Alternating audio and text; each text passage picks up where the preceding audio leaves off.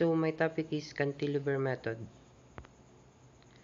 Cantilever method was initially developed by A.C. Wilson in 1908 and is generally considered to be appropriate for the approximate analysis of relatively tall building frames.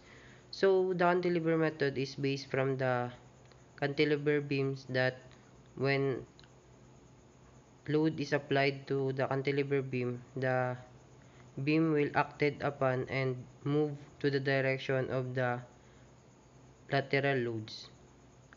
In the cantilever method, the distribution of axial stress among the columns of a frame at the column mid-height is assumed to be analogous to the axial stress distribution among the longitudinal fibers of a cantilever beam. So, in other words, it is assumed that the axial stress at the mid-height of each column is linearly proportional to the distance of the column from the centroid of the areas of all columns on that story.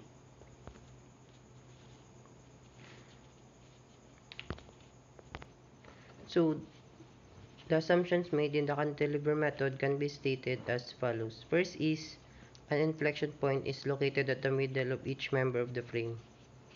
Second is, on each story of the frame, the axial force in column are linearly proportional to the distances from the centroid of the cross-sectional areas of all the columns on the story.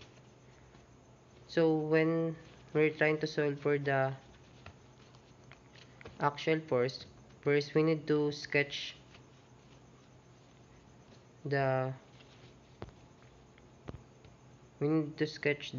forces that can be located at that cantilever frame. So procedure for analysis. First is draw a sketch of the simplified frame obtaining by inserting an internal hinge at the midpoint of each member of the given frame. So yun nga, mag-sketch muna tayo para makita natin kung ano yung mga possible forces along those frame. Next is determine column axial forces for each story of the frame. A. Pass horizontal section through the internal hinge at the column mid-heights, cutting the frame into two portions. So first is the horizontal section. Yun yung magka-cut sa in between the two segments of the frame. B. Draw a free body diagram of the portion of the frame above the section. Because the section passes through the columns at the internal hinge, only internal shears and axial forces act on free body at points where the column has been cut. So, determine the location of the centroid of all the columns on the story.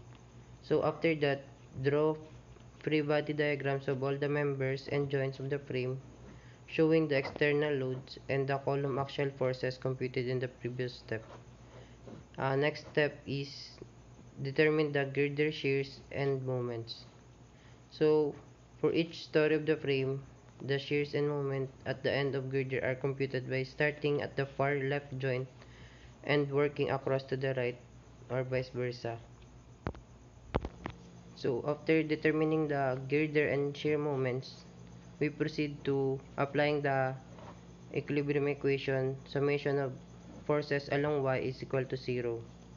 So after considering the free body of the girder, determine the moment at the girder's left by multiplying the girder shear by half the girder length, that is mg is equals to sg over times L over 2,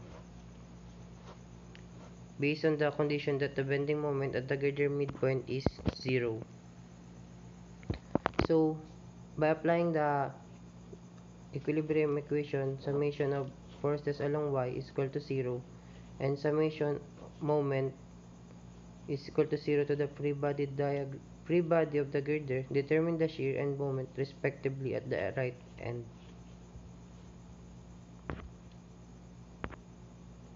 So after that, determine column moments and shear. Starting from the top story, apply the equilibrium equation. Summation of moment is equal to 0 to the free body of each joint of the story to determine the moment at the upper end of the column below the joint. Next is each column of the story. Calculate the shear at the upper end of the column by dividing the column moment by half the column height. That is SC is equals to MC over H over 2. After finding the shear and moment at the top story, we'll proceed to determining the shear and moment at the lower end of the column. By applying the equilibrium equation, summation of forces along x is equal to 0 and summation of moment is equal to 0 respectively. So repeat the procedure for each successive story if there are more than one story of the structure or the frame. So starting from top to bottom until the moments and shear in all columns of the frame have been determined. So next is determine the girder axial forces for each story of the frame. Then determine the girder axial force by starting at the far left joint by applying the equilibrium equation. Summation of Fx is equal to 0 successively to the free body of each joint of the story. So last, realizing that the forces and movement at the lower ends at the bottom story columns represent the support reactions. Use the three equilibrium equations of the entire frame to check the calculations.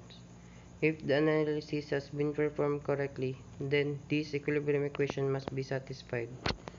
So, in short, in the cantilever method, the following assumptions are made about the behavior of the frame. That an inflection point is located at the middle of each member, and on each story, the axial forces in the columns are linearly proportional to their distances from the centroid of the cross-sectional areas of all the columns on that story. So here is an example problem. Analyze the given frame shown, solve for the moments at junctions and the reactions at the base. Draw the shear and moment diagram. Use the cantilever method.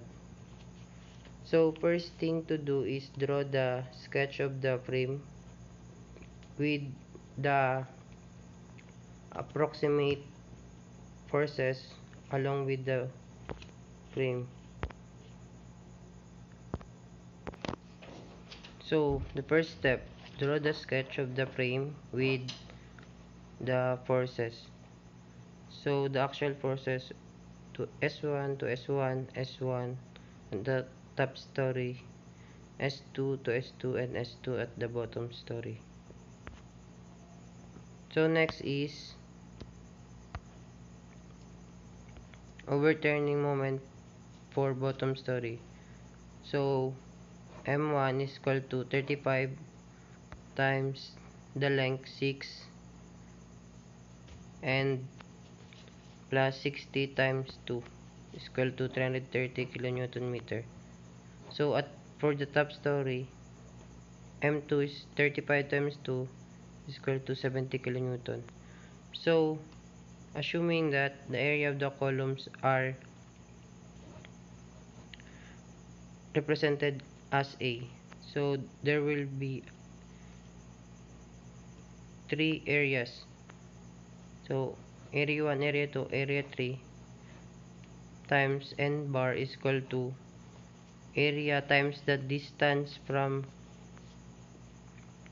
area 1, area 2, area 3, which is A times 0 plus A times 6 plus A times 12. So n bar is equal to 6 meters. So n bar is equal to n1, which is 6 meters, and n2 is equal to n bar minus n1, which is equal to 6 minus 6 equal to 0. So n3 is equal to n bar minus 12 is equal to 6 minus 12 is equal to negative 6 meters. So summation of n squared is equal to area 1, area 2, area 3. Area 1 is equal to 6 squared plus area 2 0 squared plus area 3 negative 6 squared. So it is equal to summation of n squared equals to 72. So axial forces is K equals to M1 over summation of n n squared 330 over 72. So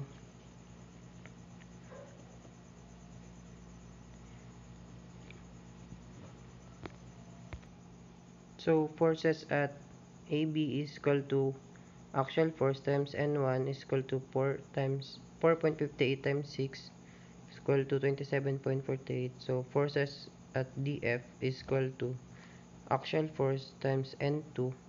So 4.58 times 0 is equal to 0. And forces at QH is equal to actual force times N3 is equal to 4.58 times negative 6 equal to negative 27.48 kilonewton meter. For the top story, actual force equal to M2 over summation of N squared is equal to 70 over 72 is equal to 0.972222. So for the forces along BC is equal to 0.9722 times 6 equals to 5.833 kilonewton meter. For forces along EF equals to 0.9722 times 0 equals to 0, and forces along HI is equal to 0.9722 times negative 6 equals to negative 5.83 kilonewton meter. So for the shear force in along CF is equal to 5.833, along FI is negative 5.833 kilonewton, along BF is equal to 27.48, and along EH equals to negative 27.48. So the beam moment is moment at CF is equal to FC. So 5.833 times 3 is equal to 17.499 kilonewton meter, and forces along FI is equal to forces along IF is equal to negative 5.833 times 3 is equal to negative 17.499 kilonewton meter, and forces along BE is equal to forces along MEB is equal to 27.48 meter times 3. So yung mga beam moments are the